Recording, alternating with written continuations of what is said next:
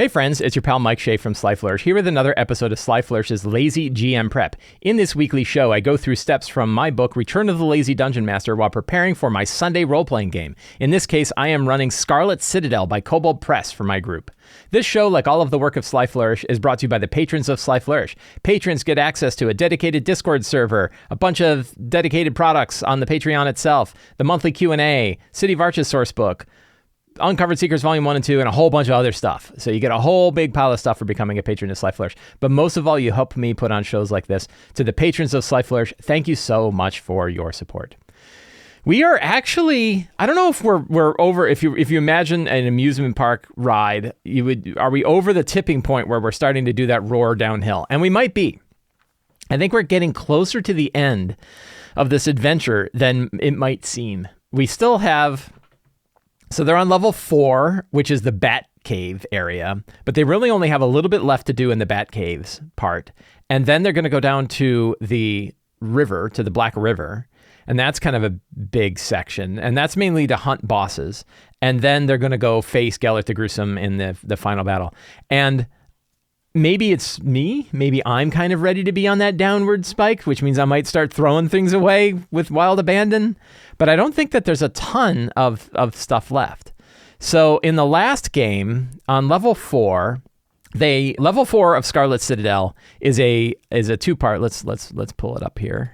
So level 4 is kind of a two-part area, and I definitely ran it and would recommend running it in the very traditional fistful of dollars, few dollars more style, where the characters come in, there's two opposing groups, the two groups are in a stalemate against one another, and each group wants to use the characters to kind of break the other group, and the characters kind of are able to manipulate both groups if they want to. They can deal with the situation however they want, which is why that scenario works really well. If you have two opposing groups that are both willing to exploit the characters to try to defeat the other group, and the characters know that each group is trying to exploit them, there's a lot of opportunity for the characters to get involved in different ways, and you don't know where it's gonna go. It can really work out well. So it's a fantastic scenario for a role-playing game because it has this open-ended nature. When you're trying to take storylines from books or movies or anything like that, the storylines that lead towards that open-ended nature where you don't necessarily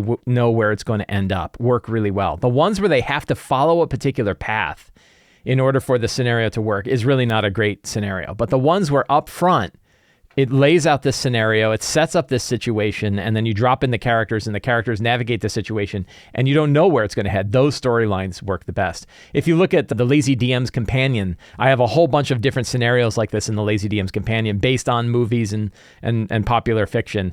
And it's not all of them. Like, not all movies work really well. The movies that require the characters to do a certain thing in order for the movie to propel itself forward are not good ones. But the ones where characters are dropped into a situation where they have to do a thing and they have different paths that they can take, those work really well. Raiders of the Lost Ark works really well because it's a situation. The situation is set up in the beginning. The Nazis are going after the Ark. They don't know exactly where it is. We thought maybe you could get to it first. And then, there's a whole bunch of different ways that you could do that. And it's not required that Tote grabs the medallion and burns his hand. That's sort of a key that the characters picked up, or that the villains picked up later, right? It could go a bunch of different ways. There's a bunch of different movies that work really well. Scenarios, a mystery to me is an example of a scenario that doesn't work particularly well.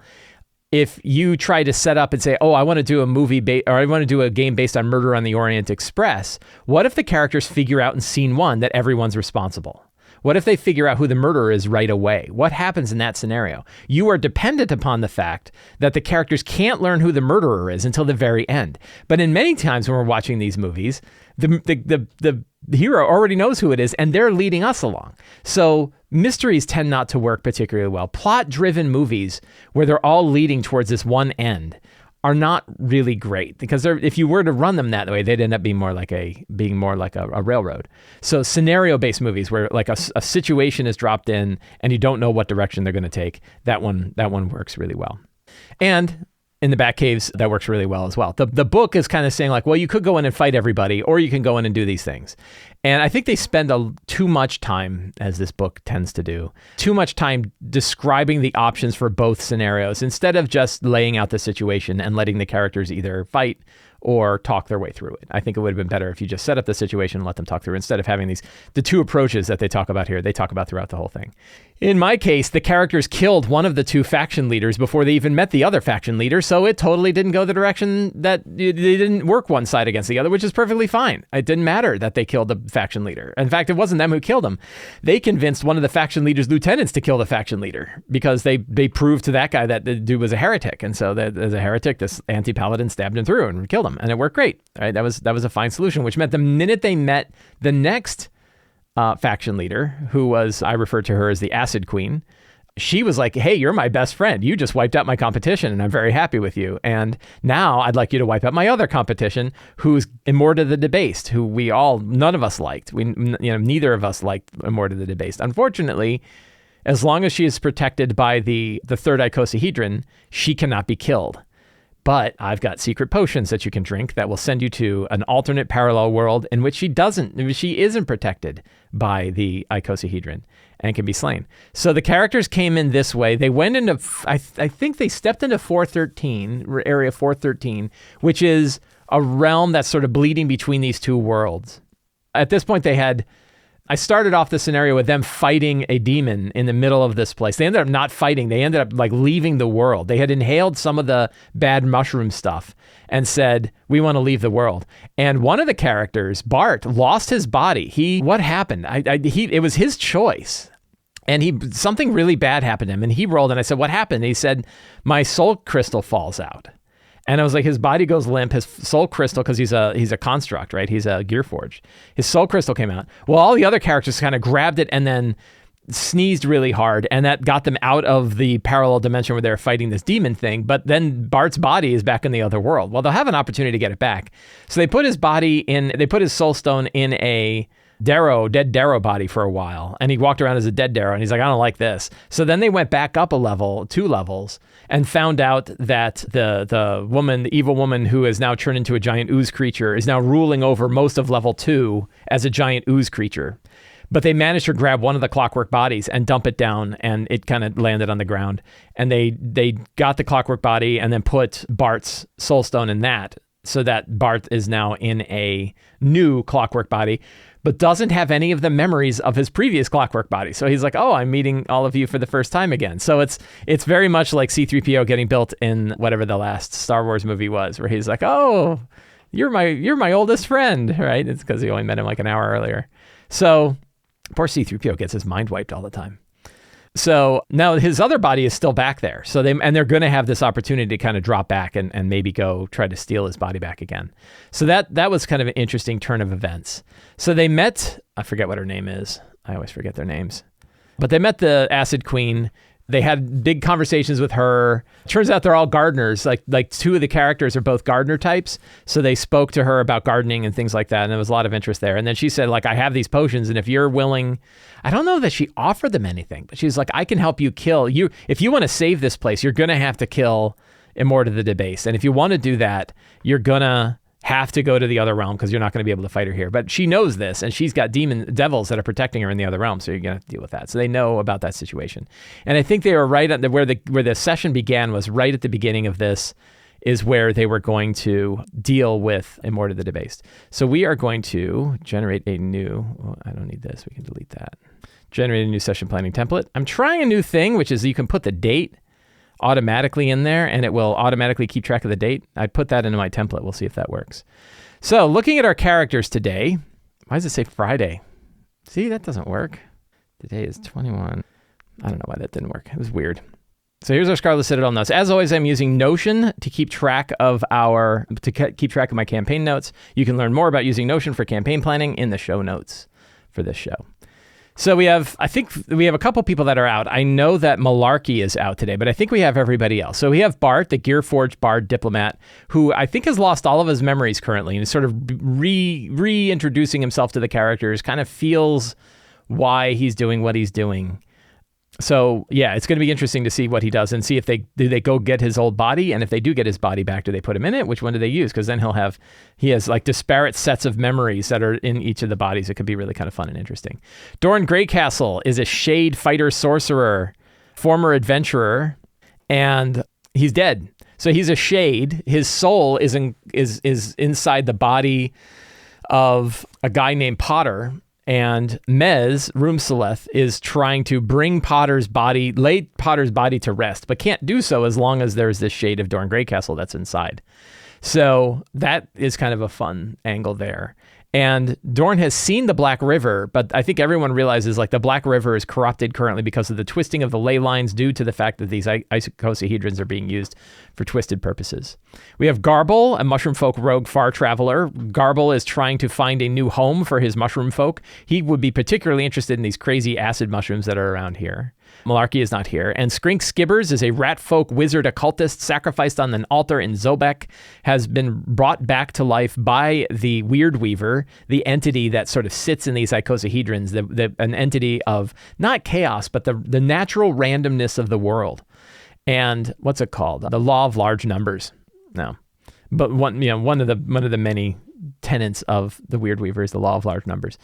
But believes in the natural randomness of the world, and that randomness has been twisted up because the icosahedrons are being used by these villains inside Scarlet Citadel to support their own evil purposes, usually to draw tremendous amounts of energy so that they can do really big, powerful bits of magic that they wouldn't otherwise be able to do, like creating new and interesting slimes, or traveling through time, or summoning super powerful entities from other worlds, or whatever the hell Gellert the Gruesome is doing. I don't even know what he's doing down there. That's a good question. I should find out what he's doing down there.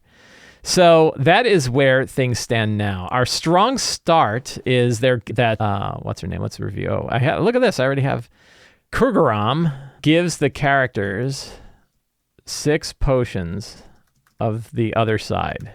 And drinking these potions will actually push them into the other world. It lasts for 1 hour. So they don't have a lot of time in that other world. And is there an interest? So what could happen? What's an interesting... Whenever I think about a strong start, it's not about necessarily saying something like it needs to start with a battle, although starting with a battle is always a good strong start. It's not always a good strong start, but it's definitely... Starting with a fight is an easy way to go if it makes sense, especially if you ended right at the beginning of a fight. That works really well. But really the question that we ask with our strong start is something happens. We describe something happens. So what happens? Is there another sort of earthquake due to the twisting of the ley lines? That's not always a bad one. Something terrible opens up in level 6. So I think this could be that Gellert has finally created this super powerful hole in the world. That could be kind of fun. I'll have to, I think that works. My thought, so here's an interesting thought. And I guess we have to let's take a minute and let's go down to chapter 6, the Howling Halls. Lowest level, the Scarlet Citadel, seat of mystery attracted the creatures that gathered here. Magical energy intersecting ley lines, congregated shadow roads is the strongest here, where the characters will encounter the strangest magical artifacts. Elemental maelstroms are the norm. There's lots of wind. There are doors. Elemental influence. There's things going on here. There are surges. So the question is, what is Gellert doing down here? And I think the idea that whatever he was doing down here, which is really in 614, chamber 614, I think that it's possible that maybe he fired that up. But what if, here's a what if scenario. And I can always make things up.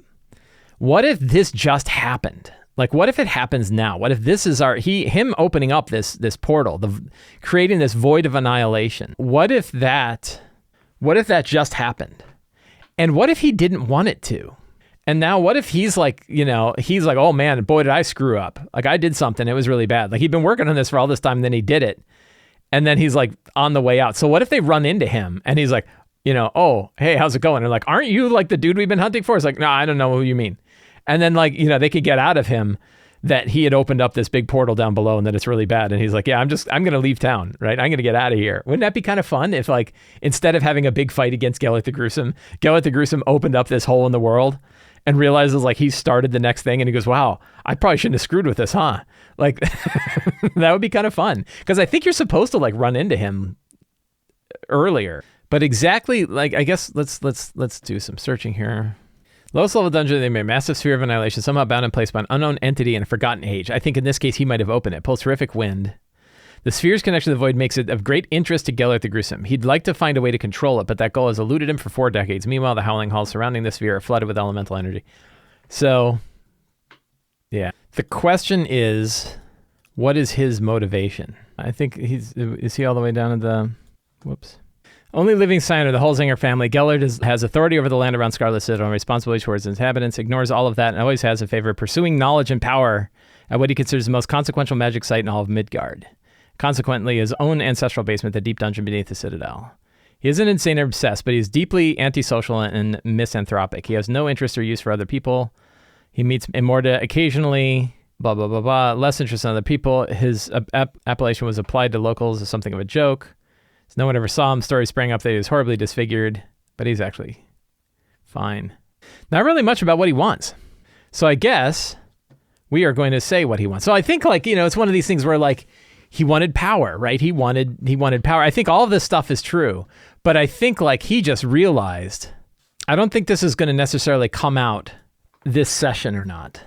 So I don't know if it's a secret. Maybe it's a secret, right? Gellert accidentally tore open a rift to an empty universe that will slowly suck Midgard into the void if left unchecked. So that's a good one. Gellert seeks power above all else. He believed the draw of the ley lines gave him total control over void magic. I think that works. So I think that's a good strong start. So the scenes are Kurgram's potions, the tearing of the void, then facing Immorta, right? Then descent into level 5. The hunt for the anchors of the third icosahedron. I think I have anchors as hot. Anchors of the third icosahedron. Look at that. Thanks, Past Mike Shea. Past Mike Shea created a link for that. So that's pretty good. That gives me a good angle on where we're headed for the next part of this game. So I think Immorta has torn herself across this world and the other side using Kurgram's potions. Immorta is immortal. Immorta's physical body, mortal body, is protected by the mother of all shield spells using the power of the third icosahedron. This power does not protect her on the other side. Cool. Immorta's diabolic body resides on the other side and is protected by her devilish bodyguards. Cool. So one thing that's important is the characters. So in my version of this game, Immorta and Zula are sisters. In fact, I think Immorta has a different name, right? Immorta was known as Clara. This is a secret that's probably important. Immorta was once Zula's Clara. Both of the sisters were outcast from their village and threatened. How come I can't spell village right? From their village and threatened with death for practicing their ways. Zula never lost her faith in humanity, but Immorta did. With devils, she knew what she was dealing with. So Zula has a doll that she shared with Immorta that can touch Immorta's mortal self and consciousness.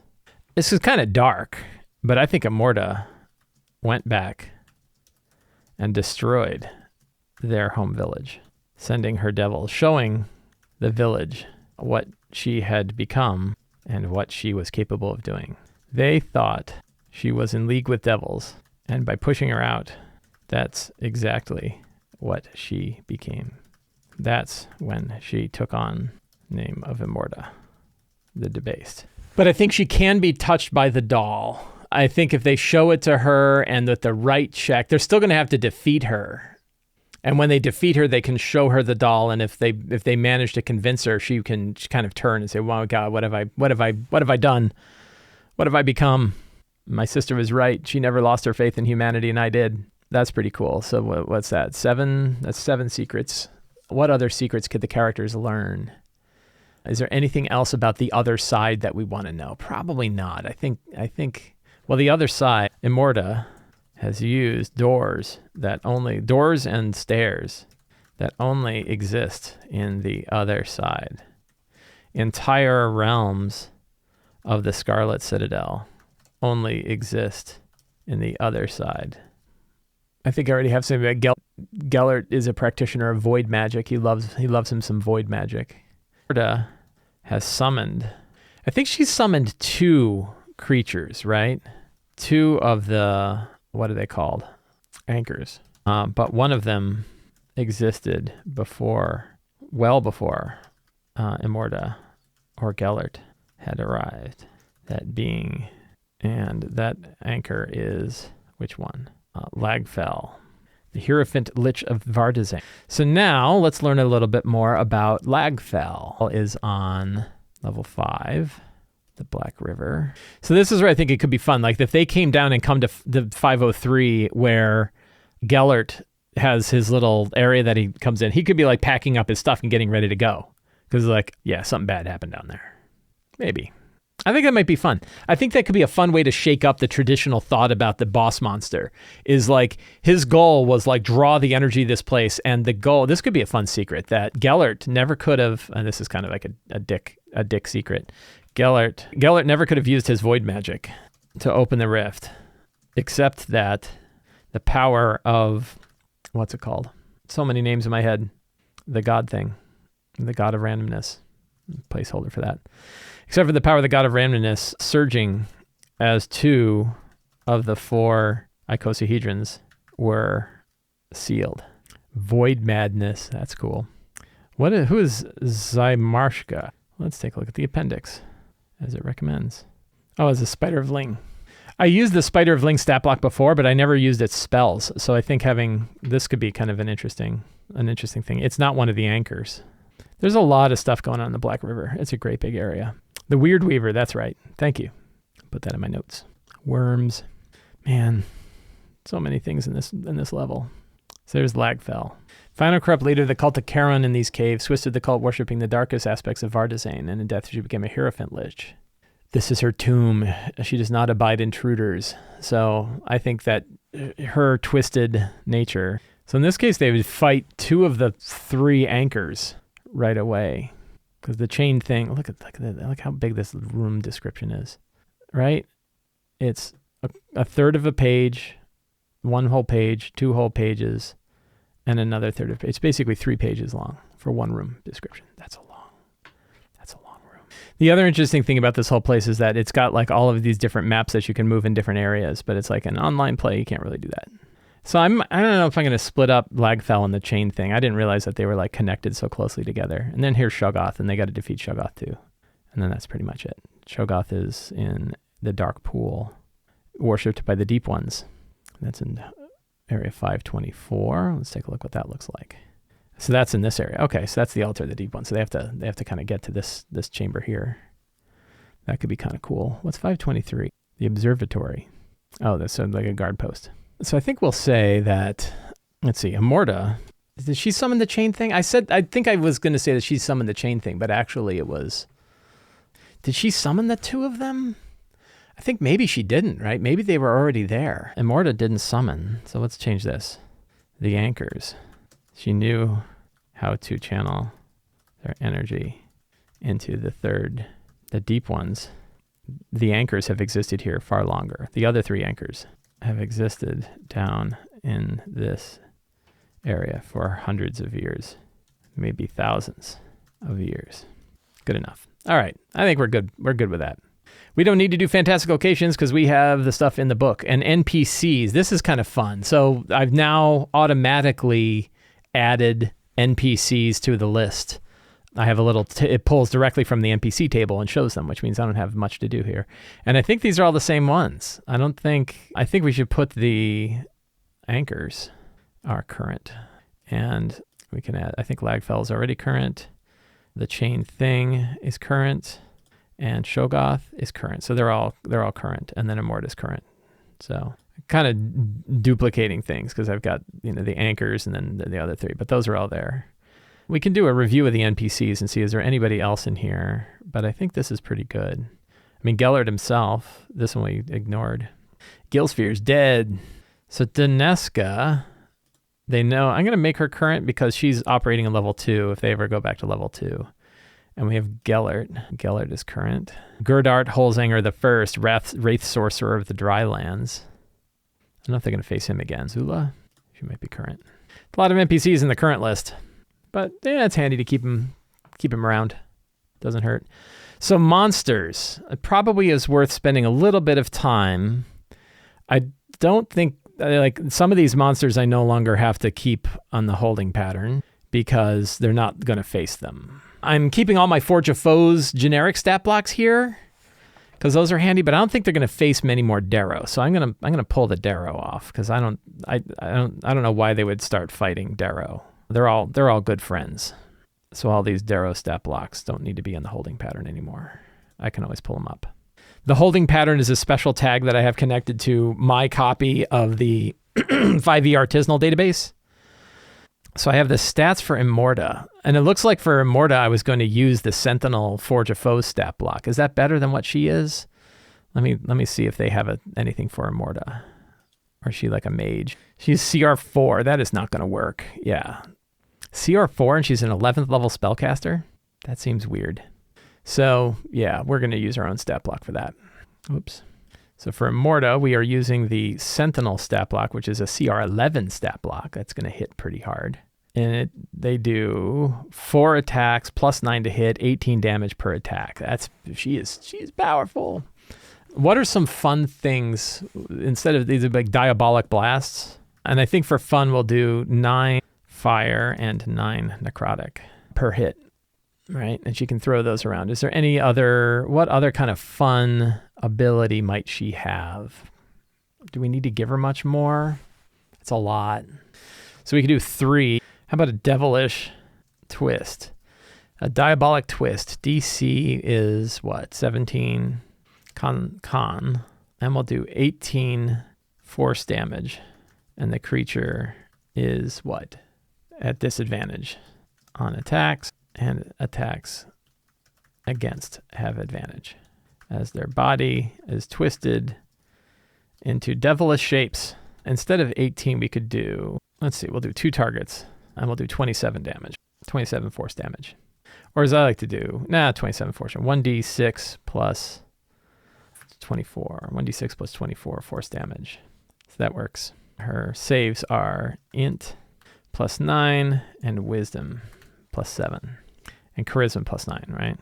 We'll give her plus 7. So we just change up her saving throws a little bit. The rest of it looks solid. So that's pretty good. Now what will she be facing? So let's go to the monster database here and we'll look at some devils. We have barbed devils, scribe devils, crystalline devils, bow devils, salt devils. I think we're just going to, I tell you, one thing I've learned is that those Forge of Foes stat blocks are so handy. So we're going to use the specialist and we're going to say devil bodyguard. Whoa, that's not right. That replicated the wrong one. What did I just do? Page history. Restore. There we go. Yes. I did the wrong one. So we're going to go to this specialist here. And we're going to say, and I think we're just going to use them straight as is. Yeah, those are great. They hit pretty hard. Cool. And this is just for Scarlet Citadel. And how many of those bodyguards? So what's the deadly benchmark? So they are 7th level. There are 5 of them. So 5 times 7 is 35. Half of 35 is 17. So the deadly encounter benchmark is 17. Immorta herself is 11. So she can have about 2 of those bodyguards. That sounds about right. That's probably pretty tough. That's 5 characters, 3 monsters. I don't want to do brutes. That's probably going to be pretty good because she's going to hit really hard. The question is, are they going to be able to knock out? Do they have the capabilities of like paralyzing one of them? I might do a 3rd. I think we're going to go a bit above board and do 3 of the, I think we're going to do 3 of the bodyguards. So 3 bodyguards in Immorta. And then I'll probably dial down their damage a little bit if they aren't able to get rid of one of the bodyguards. And Immorta is going to have legendary resistances, but no legendary actions because they're a pain in the ass. So, yeah, I think that'll be good. Treasure. They've gotten a lot of treasure. Let's go to the random treasure generator. I just added some fun stuff. So the treasure generator, the Lazy DM generator, which probably should be renamed the Lazy GM generator, is a Patreon reward. Patrons have access to this. It is built in perchance, and it can generate all kinds of stuff. I tune it all the time, and I just tuned it recently. I use it for my own games, which is why I work on it. And it has Vault of Magic items. Blood fuel weapons. First time you attack with a weapon each of your turns, you can spend one or more hit dice of your maximum hit dice for each hit dice spend. This way you roll the die and add your Constitution modifier. You lose hit points equal to the total, and the target takes extra. This is awesome. You can't use this feature of the weapon if you don't have blood. Hit dice spent using this weapon can't be used again. I like this a lot. We're going to put that in there. I think she might be using a blood-fueled weapon. Wand of Guidance is common, boring. Charlatan's Veneer. Silken Scarf is more powerful version of the Commoner's Veneer. You can use a bonus action to call on the power of the scarf to evoke a sense of trust in those whom you speak. If you do so, you have advantage on the next charisma persuasion check. That's kind of cool. I bet that Gellert probably wears that. We're gonna put that in the treasure, and I'll put it for Gellert. I'll just try to remember that. Blood Pearl. Slick to the touch, contains a blood imbued with malign purpose. Destroying and conjure a blood elemental for 1 hour. The elemental is friendly to you and your companions for the duration. I kind of like that. I don't normally like companion characters. I hate that kind of thing. But it could be fun. I don't know. I mean, it's only an hour. Wand of Bristles. Wand of Vapors is broken. I need to fix that. That's pretty funny. The Goggles of Shade. You look cool. Let's get some other ones. Nameless Cults. Ooh, I like this. I should use that in my other game. This could be a fun one. The Time Worm Timepiece. Use the action to spend one charge after a creature you can see within 30 feet makes an attack roll, ability check, or saving throw to force a creature to reroll. This is the Silvery Barbs. You can make the decision after you see whether the roll succeeds or fails. Target must use the result of the second roll. Alternatively, you can spend 2 charges as a reaction at the start of another creature's turn to swap places in the initiative order with the creature. It's kind of fun, but it is like Silvery Barbs. I don't know. It's different because it's a rare magic item instead of a first level spell. I'm going to say it can only do one. Have 1 charge. No, 2 charges. It regains 1 expended charge daily at midnight. Freaking Silvery Barbs, man. And then let's do some regular treasure. Bang. That looks good. Big pile of treasure. Lots of treasure. Good deal. So I think that feels pretty good to me. I think we're all set. I feel good.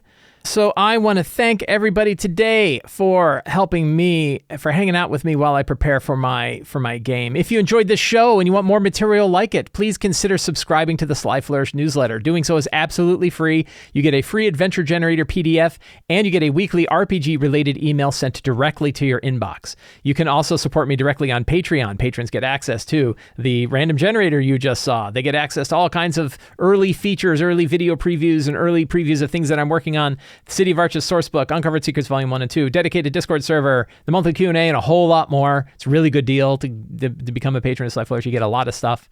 And you can pick up my books, Return of the Lazy Dungeon Master, The Lazy DM's Companion, and The Lazy DM's Workbook, all on the Sly Flourish bookstore. Links for all of that are in the show notes. Thank you all so much. Have a great day, and get out there and play a role-playing game.